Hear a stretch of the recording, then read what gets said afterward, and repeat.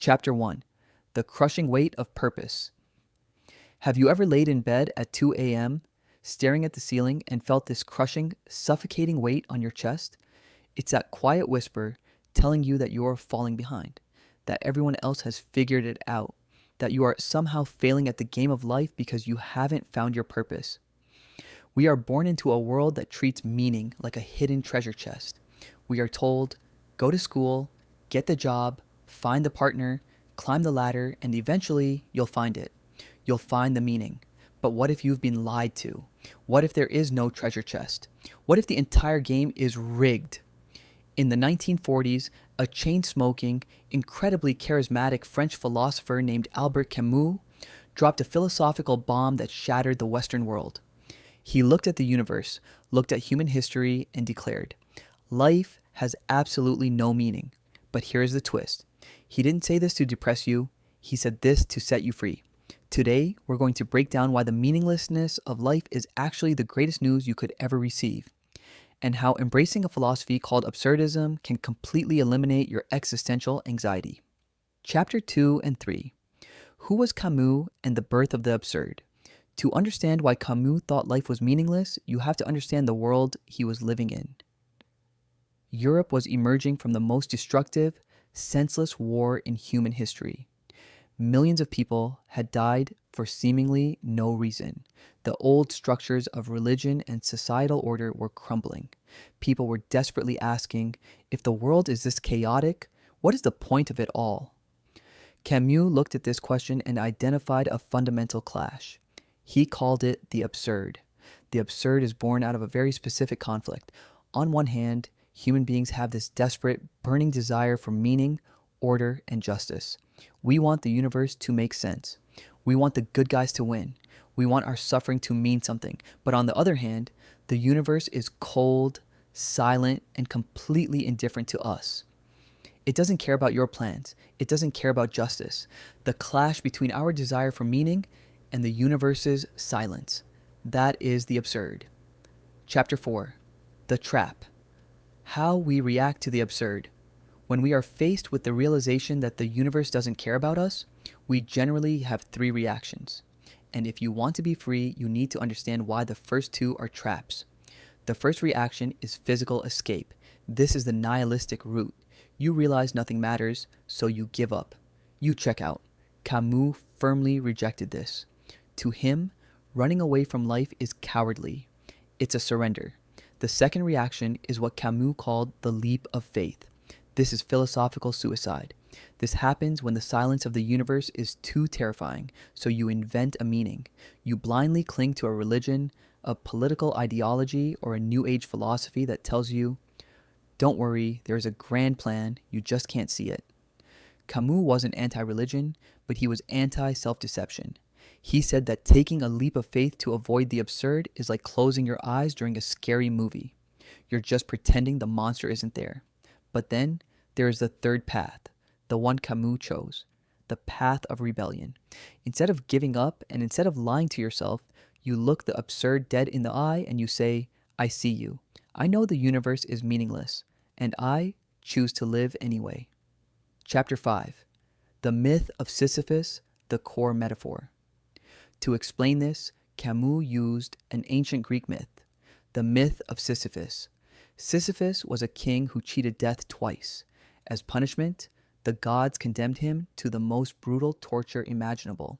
He had to push a massive boulder up a mountain, but every time he reached the peak, the boulder would roll all the way back down to the bottom, and he had to do it again, for eternity.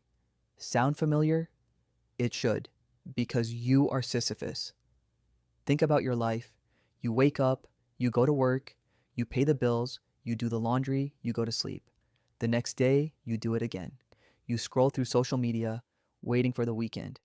The weekend comes, it goes, the cycle repeats. Most people view this cycle as a punishment. They look at their daily grind and feel the crushing weight of pointlessness. But Camus looked at Sisyphus and made one of the most provocative statements in all of philosophy. He said, one must imagine Sisyphus happy. Wait, what?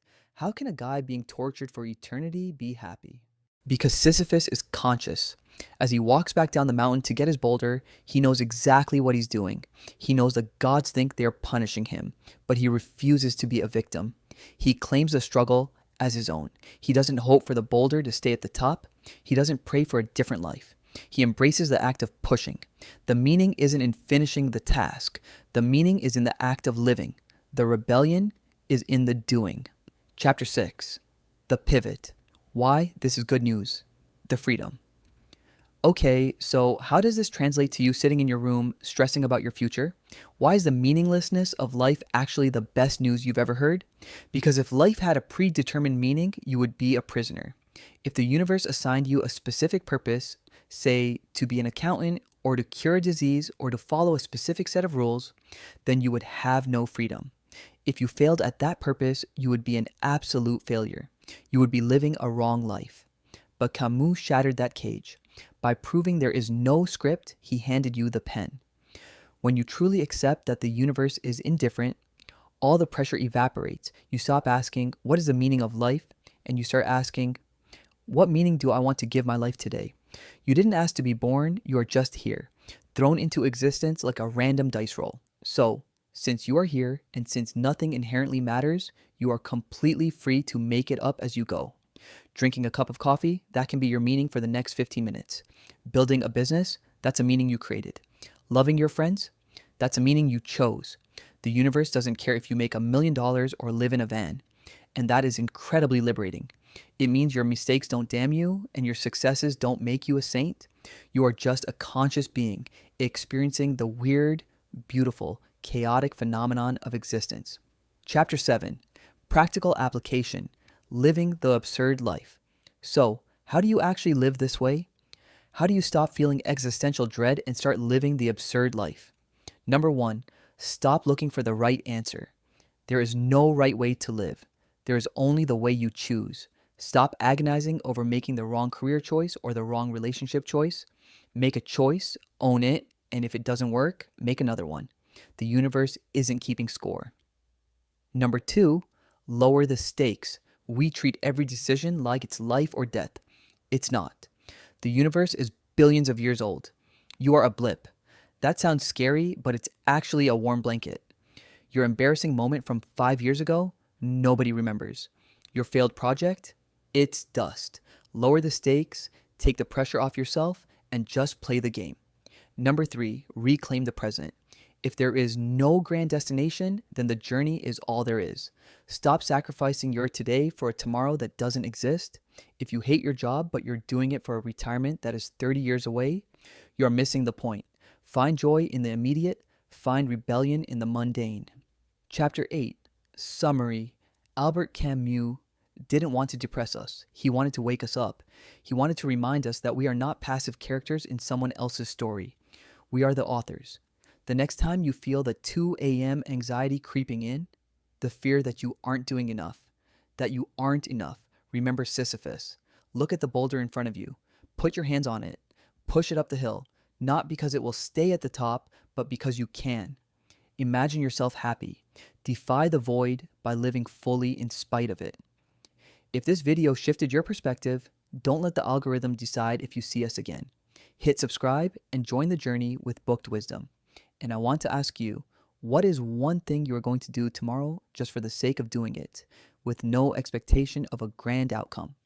Let me know in the comments below. Until next time, stay curious and stay rebellious.